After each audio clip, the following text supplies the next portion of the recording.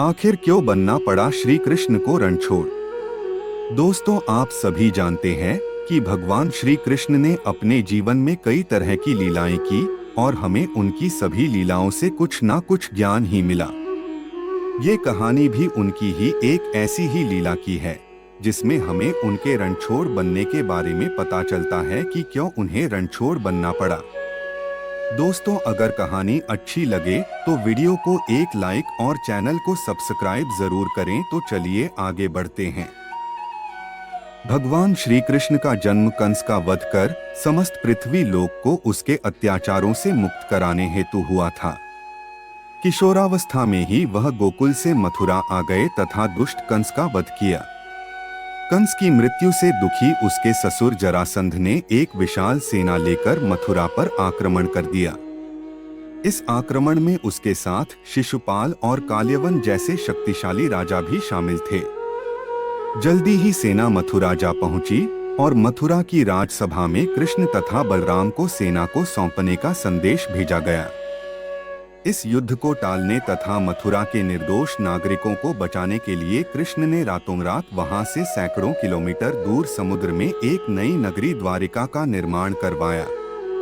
अपनी माया से उन्होंने समस्त नागरिकों, उनके पशुओं तथा संपत्ति को नींद में ही नई नगरी में पहुंचा दिया।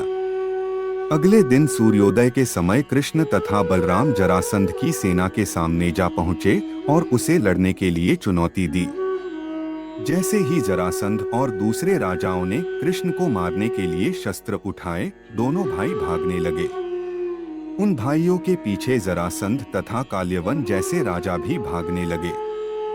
कुछ ही देर में दोनों भाई बहुत आगे निकल गए और उनके पीछे केवल मात्र काल्यवन रह गया। उसे देवताओं ने वरदान दिया था कि उसकी हत्या किसी अस्त्र या शस्त्र से नहीं होगी। ऐसे में वह निर्भीक था और लगातार कृष्ण का पीछा करते करते एक गुफा में जा पहुंचा। गुफा में राजा मुचुकुंद सो रहे थे, जिन्हें इंद्रदेव ने वरदान दिया था कि जो भी उन्हें उठाएगा वह उनके देखते ही जलकर भस्म हो जाएगा। वहां पहुंचकर कृष्ण ने सोए हुए मुचुकुंद पर अपना पीतांबर डाल दिया और स्वयं छिप गए। काल्यवन भी वहां जा पहुंचा और सोए हुए राजा मुचुकुंद पर पीतांबर देख उन्हें ही कृष्ण समझ बैठा। उसने मुचुकुंद को उठाने के लिए लात मारी, जिसके कारण उनकी निद्रा खुल गई और उनके देखते ही काल्यवन वहीं पर जलकर भस्म हो गया।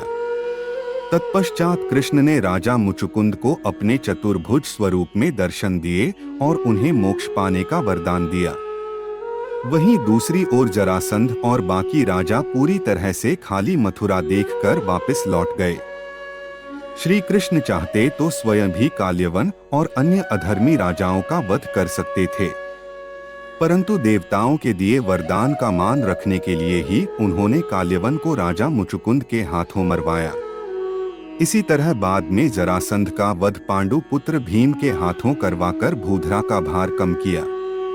इस कहानी के बाद कृष्ण के नाम के साथ हमेशा के लिए रणछोड़ जोड़ दिया। कृष्ण की इस कहानी से सीख मिलती है कि अनावश्यक ताकत का प्रदर्शन नहीं कर बुद्धिबल से काम लेना चाहिए। इस तरह हम अपनी शक्ति को खर्च होने से रोक सकते हैं और बड़े से बड़े संकट का भी सामना कर सकते हैं। दोस्तों, अगर कहानी अच्छी लगे तो वीडियो को एक लाइक और चैनल को सब्सक्राइब जरूर करें। धन्यवाद।